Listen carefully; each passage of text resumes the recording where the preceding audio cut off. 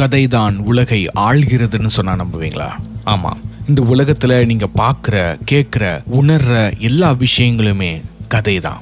என்னுடைய குடும்பம் எவ்வளவு கௌரவமான குடும்பம் அப்படின்னு சொல்றதுல இருந்து நாளைக்கு ஏஐ தான் உலகை அழிக்க போகுது அப்படின்னு சொல்ற வரைக்கும் எல்லாமே கதைகள் தான். ஒரு காலத்துல எல்லாருக்கும் நடுவுல நெருப்ப மூட்டிக்கிட்டு குளிர் காஞ்சிக்கிட்டு கதை கேட்ட காலம் போய் இன்னைக்கு நவீன காலத்துல எல்லாரும் தங்களுடைய விருப்பங்களுக்கு ஏத்த மாதிரி தனி அறையில உட்கார்ந்து கதைகளை கேட்கிறோம். என்னதான் இந்த உலகம் நவீனமானாலும் கதை நம்மளை விட்டு எங்கேயுமே போகாது. அப்படிப்பட்ட கதைகளை தான் நான் இப்ப சொல்ல போறேன். கதைகள் வெறும் நேரத்தை கடத்தும் வரிகள் அல்ல, அது உள்மனதை திறக்கும் திறவுகோல்.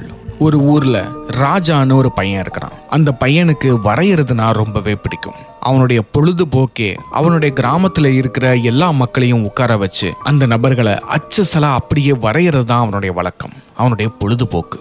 தான் மகிழ்வது மட்டுமல்லாமல் மற்றவர்களையும் மகிழ்விப்பதுதான் அவனுக்கு பொழுதுபோக்கு.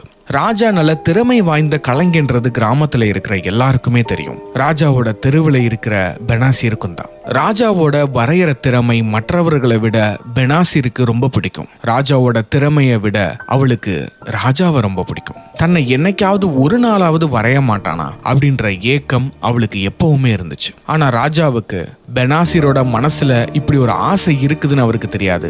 ஏன், பெனாசிரோட முகம் கூட அவனுக்கு தெரியாது. இப்படி இருக்கிற நேரத்துல ஒரு நாள் கிராமத்துல கோவில் திருவிழா வருது. அந்த நேரத்துல பெனாசிர் வீட்டுல இருக்கிறவங்க எல்லாரும் வேற ஒரு முக்கியமான விஷயமா வெளியூர் போறாங்க. கோவில் திருவிழான்றதுனால கிராமத்துல இருக்கிற எல்லாருமே கோவில்ல தான் இருக்கிறாங்க.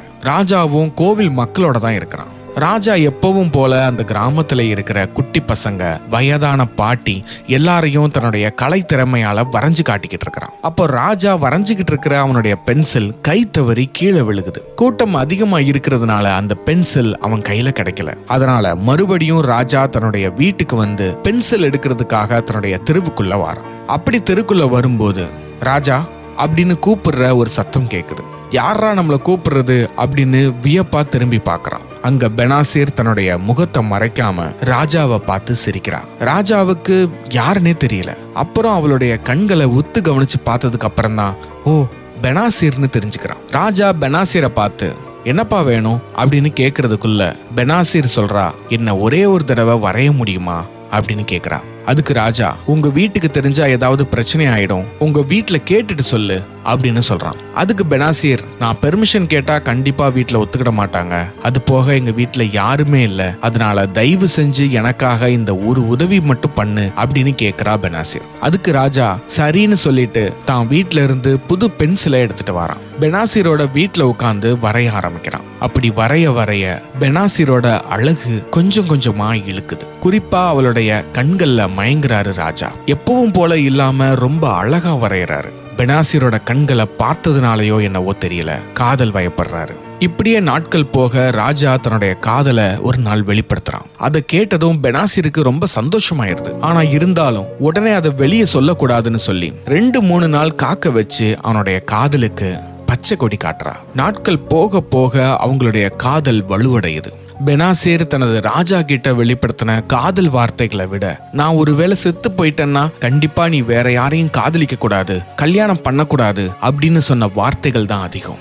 அதை எதுக்கு பெனாசிர் அடிக்கடி சொல்றாரு அப்படின்னு ராஜாக்கு புரியல. அப்படி ஒரு நாள் பெனாசிர் அதே வார்த்தையை சொல்லும் போது ராஜா கோபம் அடைகிறான். ஏன் இந்த மாதிரி நெகட்டிவா பேசிக்கிட்டே இருக்கிற, இப்படி பேசிக்கிட்டே இருந்தா நான் வேற பொண்ணை காதலிக்க ஆரம்பிச்சிருவேன் அப்படின்னு சொல்றான். அதை கேட்டதும் பெனாசிருக்கு ரொம்ப கோபம் வந்துருச்சு. ஒருவேளை நான் செத்து போயிட்டேன்னா நீ வேற கல்யாணம் பண்ணவே கூடாது, வேற ஒருத்திய கூட நீ மனசுல நினைக்க கூடாது, அப்படி ஏதாவது நடந்துச்சுன்னா பேயா வந்து உன்னை தொல்லை பண்ணுவேன், சத்தியமா சொல்றேன், பேயா வந்து உன்னை நிம்மதியா இருக்க விட மாட்டேன் அப்படின்னு மிரட்டுற விதத்துல தன்னுடைய காதலை வெளிப்படுத்தினான். இப்படி இவங்க 2 பேரும் சேர்ந்து ஊருக்கு ஓரத்துல நின்று பேசிக்கிட்டு இருக்கிறத ராஜாவோட தெருவுல இருக்கிற ஒரு பையன் பார்த்து பெனாசிர் வீட்டுல சொல்றான். பெனாசிர் வீட்டுல அதை நம்பவே இல்லை. சரி, அவ வீட்டுக்கு வந்ததும் அவகிட்டே கேட்போம் அப்படின்னு காத்திருக்காங்க. பெனாசிர் வீட்டுக்கு வந்ததும் எங்க போயிட்டு வர அப்படின்னு கேக்குறாங்க. அதுக்கு பெனாசிர், ஃப்ரெண்டு கடைக்கு கூப்பிட்டாமா, அதுக்கு தான் சந்தை வரைக்கும் போயிட்டு வந்தேன் அப்படின்னு போய் சொல்றா. உண்மையை சொல்லு, நீ ராஜாவோட நின்று பேசிக்கிட்டு இருக்கிறதா அந்த சின்ன பையன் சொன்னா அப்படின்னு கேட்க பெனாசிர் கோபமா அதை ஒத்துக்கிறா. இதை கேட்டதும் பெனாசிரோட பெற்றவர்களுக்கு தலையில இடியே இறங்கின மாதிரி இருந்துச்சு. இவளுக்கு சீக்கிரமாவே கல்யாணம் பண்ணி வைங்கன்னு சொன்னேன், நீங்க கேட்டீங்களா அப்படின்னு அவங்க அம்மா அவங்க அப்பாவை பார்த்து திட்டுறாங்க.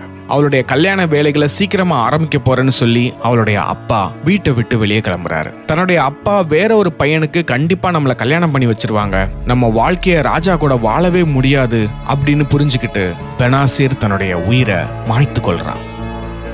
இந்த துக்க செய்தி கிராமத்துல இருக்கிற எல்லாருடைய காதுகளுக்கும் போகுது, ராஜாவோட காதுக்கும் போகுது. ராஜாவுக்கு பெரிய அதிர்ச்சி. காலங்கள் போக போக சோகத்தோட பலம் கம்மியாகும்னு சொல்லுவாங்க. ஆனா ராஜாவோட கதையே வேற. பெனாசிர் தன்னை விட்டு போய் 5 வருஷத்துக்கு மேல ஆகுது. இன்ன வரைக்கும் ஒவ்வொரு நாளும் இரவு தூங்கும் போதும் பெனாசிர் பேசின வார்த்தைகள் அவன் காதுக்குள்ள ஒழிச்சுக்கிட்டே இருக்குது. அவங்க 2 பேரும் சேர்ந்து கழிச்ச நிமிடங்கள் வலிகளா அவனுடைய நினைவுகள்ல இருக்குது. இப்படி ராஜா முடங்கி கிடக்கிறத பார்த்து ராஜாவோட பெற்றோர்கள் இவனுக்கு ஒரு கல்யாணம் பண்ணி வச்சா சரியாயிரும்னு முடிவெடுக்கிறாங்க. ராஜாவுக்கு அதுல உடன்பாடு இல்லைனா கூட தன்னுடைய வயதான அப்பா அம்மாவுக்கு உதவியா யாராவது இருப்பாங்கன்னு சொல்லி அந்த கல்யாணத்துக்கு சரின்னு சொல்றான். ராஜாவோட அப்பா அம்மா நினைச்ச மாதிரியே அவனுக்கு ஒரு நல்ல மனைவி அமையறா. ராஜாவோட மனைவி அவனை ரொம்ப நேசிக்கிறா. ராஜாவுக்கு அது புரியலனா கூட அவனுடைய மனைவி அளவுக்கு அதிகமா அவனை நேசிக்கிறா. கொஞ்ச நாள்லயே ராஜாவை நல்லா புரிஞ்சுக்கிறா. அவனுடைய பழைய கதைகளை இந்த கிராமத்துல இருந்த மக்கள் கிட்ட கேட்டு தெரிஞ்சுக்கிறா. எவ்வளவுதான் அன்பு காட்டினாலும் ராஜா அதுக்கு அடி பண்ணிற மாதிரி தெரியல. கொஞ்ச நாள் கழிச்சு ராஜாவுக்கு தன்னுடைய மனைவி மேல அன்பு வர தொடங்குது. அப்படி ஒரு நாள் தன்னுடைய காதலை வெளிப்படுத்த அவனுடைய மனைவி பக்கத்துல போகும்போது திடீர்னு ஒரு உருவம் அவங்க 2 பேரும் இருக்கிற அறையில தோன்றுது. நான் தான் சொல்லி இருக்கேன்ல, நான் செத்தாலும் நீ யாரையும் காதலிக்க கூடாது, உனக்காக நான் உயிரையே விட்டுருக்கேன், நீ வேற ஒருத்திய காதலிக்க போறியா அப்படின்னு ஒரு சத்தம் கேக்குது. இதை கேட்டதும் ராஜாவுக்கு பயம் அதிகமாகுது. தன்னுடைய ஆசை மனைவி கிட்ட இருந்து விலகி வெளியே திண்ணையில போய் படுத்து தூங்க போறாரு. ராஜாவுக்கு ஒரே குழப்பம். இந்த உலகத்திலே இல்லாத பெனாசிரை நினைச்சு வாழ்நாள் முழுக்க இப்படியே இருக்கவா, இல்ல நம்ம மேல உண்மையா அன்பு காட்டுற தான் மனைவியை காதலிக்கிறதா? அப்படியே காதலை வெளிப்படுத்த போனாலும் பெனாசிரோட ஆத்மா நம்மள ரொம்ப சித்திரவதை செய்தே அப்படின்னு யோசிக்கிறான். ராஜா எப்ப எல்லாம் மறந்து தன்னுடைய மனைவி கிட்ட அன்பு செலுத்த முயற்சிக்கிறானோ அப்ப எல்லாம் பெனாசிரோட ஆத்மா அங்க தோன்றி ராஜாவை எச்சரிச்சுக்கிட்டே இருக்கும். சரி, இதுக்கு என்னதான் தீர்வு அப்படின்னு சொல்லி ஒரு மந்திரவாதிய பார்க்க போறான். அந்த மந்திரவாதி கிட்ட நிறைய பணத்தை செலவு பண்ணி கை நிறைய கயிறுகளை கெட்டுனதுதான் மிச்சம். எந்த பயனும் இல்ல. அப்படி ஒரு நாள் மந்திரவாதிய பார்த்துட்டு வர்ற வழியில ஒரு ஆற்றங்கரையில ஒரு ஜென் துறவி அமர்ந்திருக்கிறாரு. ஜென் துறவிய பார்த்ததும் ராஜாவுக்கு ஏதோ ஒரு நம்பிக்கை. அந்த துறவியை நோக்கி பக்கத்துல போறான். அப்போ துறவி இவனுக்காகவே காத்திருக்கிற மாதிரி ராஜாவை ஒரு பார்வை பார்க்கறாரு. பார்த்தது மட்டும் இல்லாம ராஜாவை பார்த்து, நீ ஏதோ என்கிட்ட கேட்கணும்னு ஆசைப்படுற, உன்னுடைய தொண்டைக்குழி வரைக்கும் அந்த வார்த்தை நிறைஞ்சிருக்குது, அதை வெளியே சொல்லு, என்னால முடிஞ்ச தீர்வை நான் சொல்றேன் அப்படின்னு சொல்ல ராஜாவுக்கு ஒரே ஆச்சரியம். துறவிய பார்த்து வியந்த ராஜா தனக்கு நடந்த அமானுஷ்யமான விஷயங்களை துறவி கிட்ட சொல்றான். துறவி அதை கேட்டுட்டு சின்னதா சிரிக்கிறாரு. சிரிச்சுக்கிட்டே தன்னுடைய பையில சில முத்துக்களை எடுத்து ராஜாவோட கையில வைக்கிறாரு. ராஜா இது என்னதுன்னு கேக்குறான்.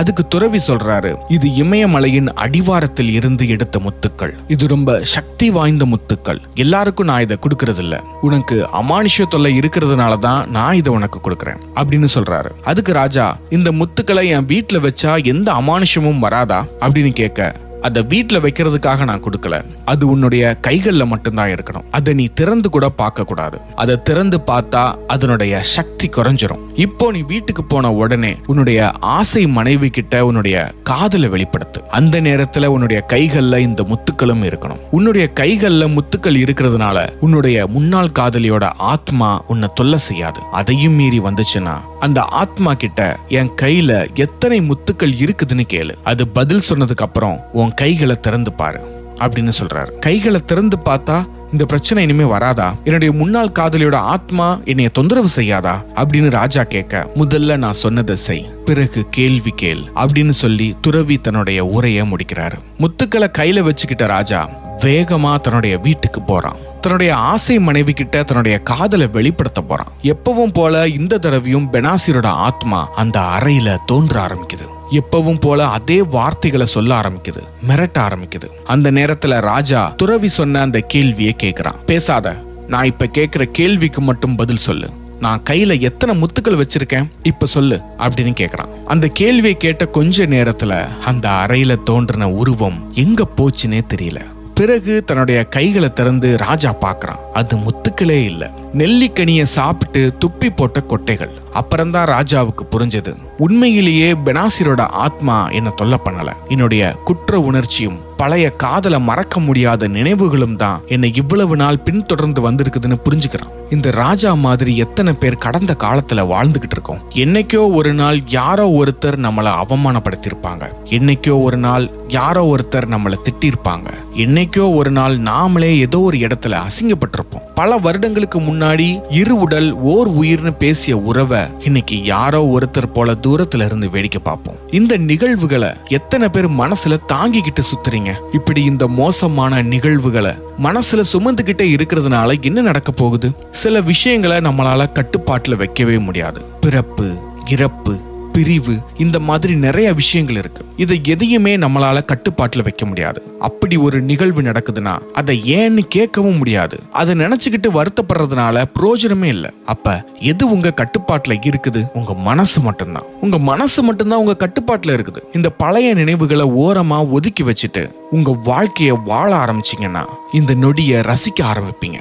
ஒருத்தன் ஒரு காட்டுக்குள்ள நடந்து போயிட்டு இருந்தானா. அப்போ திடீர்னு ஒரு புலி துரத்த ஆரம்பிக்குதான். அதை பார்த்து தலதரிச்சு ஓடுன அந்த ஒருத்தன் ஒரு பெரிய மரத்துக்கு மேல ரொம்ப வேகமா ஏறினானா. அப்படி ஏறும்போது அவன் கால் வச்ச கிளை முறிஞ்சு ஒரு கொடியை பிடிச்சு தொங்கிக்கிட்டு இருந்தானா.